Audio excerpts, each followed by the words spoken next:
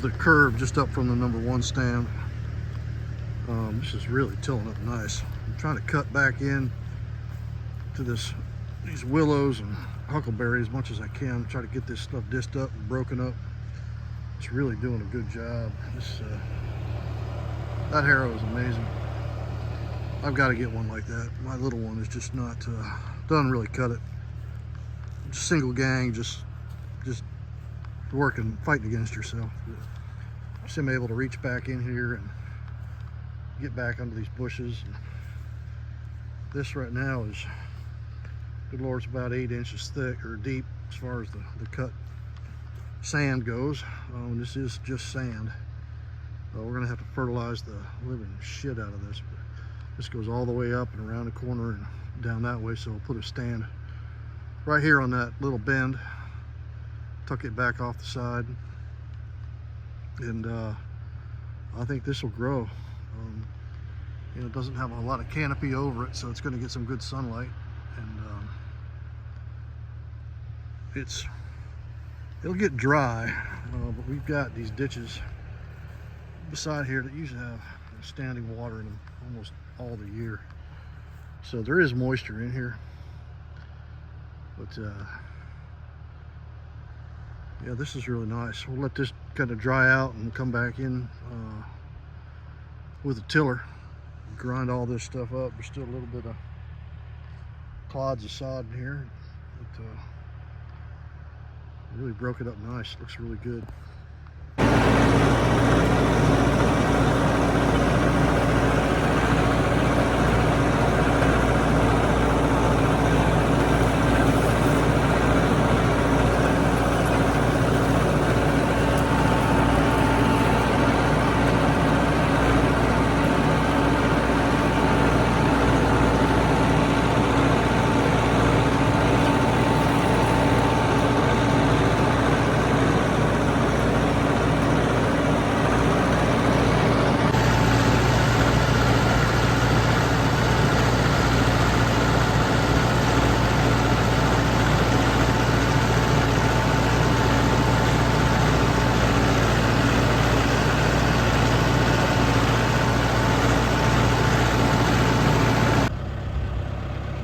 This right here is up at the entrance to the Plate of Pines, down where I've got the big circular food plot down here. We've got another one out here, a corn feeder. This is really good soil here. Now that we've got you know, this ugliness, there's no shade on this anymore. This ought to grow really well. This has always produced well. But right here, you know, the mouth of this thing is probably the most turkey sign that I've seen. You see all the drag marks from this strutting around out here, going around in circles. This is all very, very fresh. So he's out here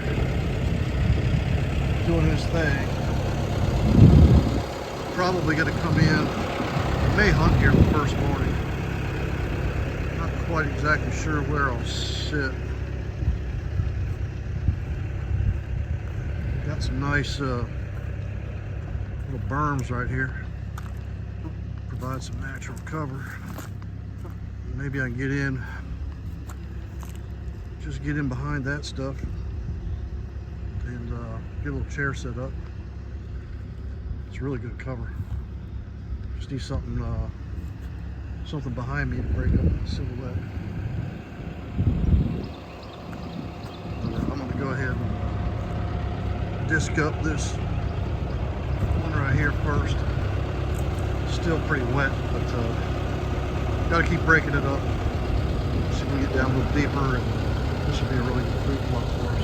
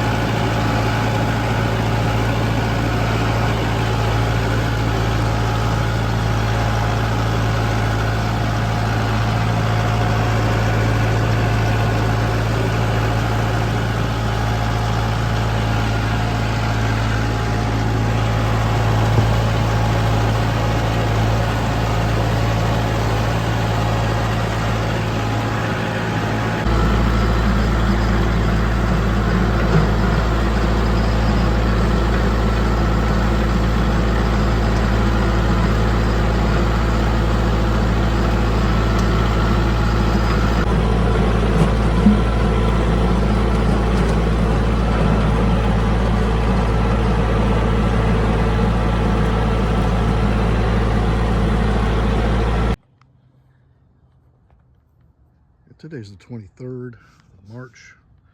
Just wanted to show you guys this. This was sweet corn last spring, and so I came back in and did a cover crop on it for the winter time with just a wildlife mix, and it really comes up nice. And you see these radishes right now are all blossomed out. Yeah, that stuff really gets in there and breaks open the soil. We got a lot of oats.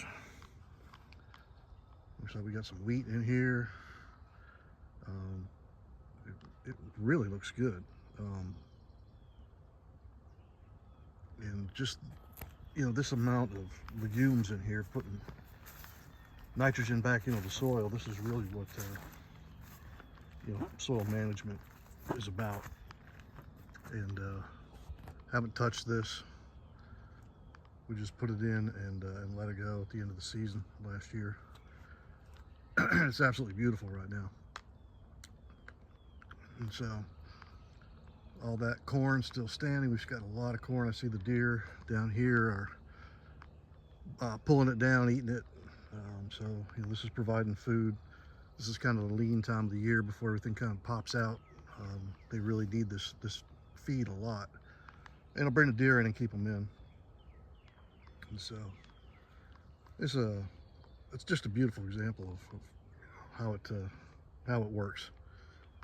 So normally I would come in now and mow all this corn down and put a cover crop in it, some soybeans or something that put the nitrogen back into the ground, and put probably about $500–600 worth of 20-20 in it. That replenishes the soil, gets all the nutrients back in. I work all that in. But the landowner here has decided that he doesn't want to plant corn. He doesn't want to do anything with these fields. He wants to just let them go back wild, which is unfortunate because we killed the biggest buck we've ever killed off this property right here in the cornfield with an ear of corn in his mouth. So it was obviously working, but he wants to let it go back fallow, and it's his property and he can do with it as he wishes. And this is really a pretty little patch of ground right here. So we'll see how it goes. You know, this field will turn back into, first off, it will come up with little pine sprouts from all these trees. You get them way out here in the middle of the field. It'll cover the whole field. Then the sweet gums will come in, and sickle pod will cover the field. If you don't take care of the sickle pod and all you do is mow it, it will just absolutely cover this field. I've seen it back here before I really started managing this, where it was just about chest high and just an absolute cloud of it. It actually shades everything underneath it and won't let anything grow underneath it. So it's really bad stuff. But I've got it managed right now. As you can see, you know, there is no sickle pod growing in here at all, and it's about time for it to start rearing its ugly head. But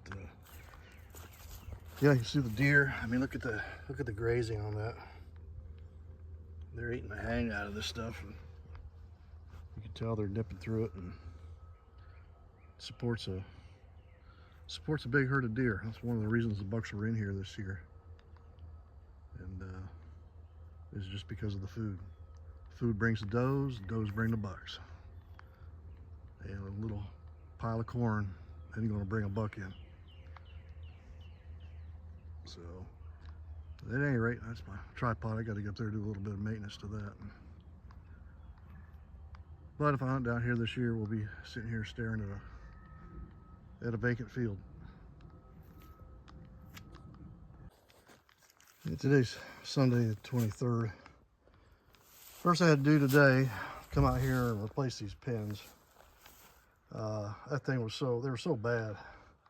I broke this one off, limped along, putting other pins through it, and at least got it out of the woods, brought it up here. But they walled out so bad, these holes. They probably need to be moved to that bottom hole.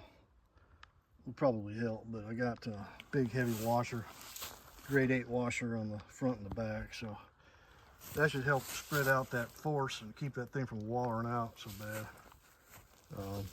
Other thing that happened was this disc broke somewhere out there. I snapped the damn third of the disc off. So I gotta figure out what kind of disc this is. Let's see, it's made in Brazil. I know John Deere are very particular on their discs. I think that says a 103 OEI or OED, number 206-15. So they might be 15 inches. But I don't know what the shaft is. You know, the shaft is completely covered with all these spacers. And I don't know if it's a square shaft or if it's a round shaft. I'm gonna have to look that up, figure that out, because I don't want to buy the wrong disc. You see that back one there? They're just about gone. I mean, there's no teeth left on them at all. That one there must have had a crack in it. It just gave loose and let it go. Still rotates. It still does kind of what it's supposed to do. But may just change all 4 outside ones. They look pretty bad. Get that done. Other thing I got an issue with, I'm gonna have to loosen these back up again because this right here is too close for me to get my knuckle in here for the top link. It needs to have a bigger bushing in here, so I need to put a bushing on either side of this thing. Get a bigger pin through here, and otherwise I won't be able to use this. But that's something for another day. Well, I've got my drag hooked up to the four-wheeler, and I think I'm gonna turkey hunt right back in here. There's a big old tree. I think I'm gonna sit right in there the first day. If I get in here through all this water. But right now I'm gonna go ahead and get this planted. This is the little circular plot through the planted pines. I've got a bunch of stuff that I got off the bargain lot. Mega plot. This is wheat, rape, clover, some throw and grow clover. All this stuff was, again, secondhand, last season stuff. Another thing, this mega plot. And I got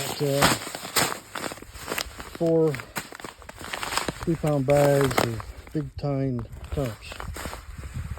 And I'll put the clover in here and then drag it. We'll see how it does. I'm just gonna put it in the bag and walk around with it, and then drag it in real lightly. It's got good moisture right now, so it may take. We'll have to wait and see.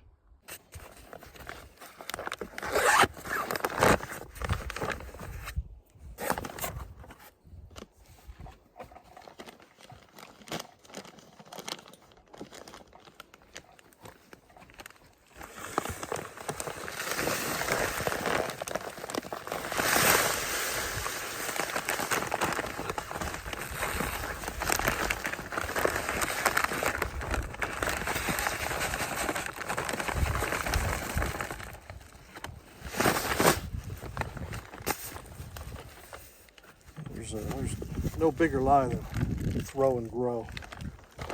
There's nothing you can get that you can throw and it'll grow. You got to do something with it.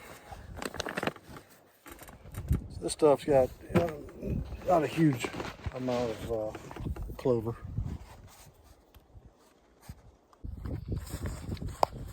You see the clover's got a coating on it. Rape and rye. We'll see if it comes up. I threw a bag of turnips in there for shits and giggles.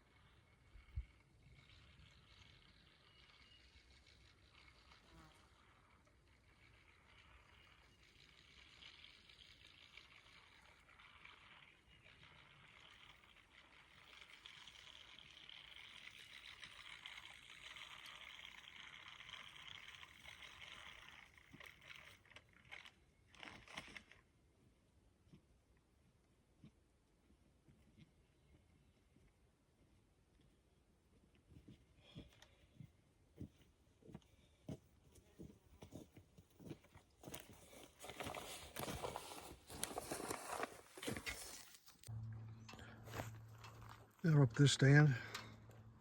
When I travel with this thing, I just throw it up over the back into the basket, and that seems to keep the chain and everything out of the dirt. I'm gonna go ahead and get this planted with what I've got left. And starts pretty dry. We're supposed to get some rain tomorrow, which will be perfect. Soak this stuff in a little bit, and maybe we'll get a decent plot out of this. So this is what I'm putting in here. It's a tiny amount of clover, a little bit of rape, most wheat. So, well, we'll see if we can get anything to grow. Like I said, off the bargain rack, don't have nothing to lose. Gonna put this down relatively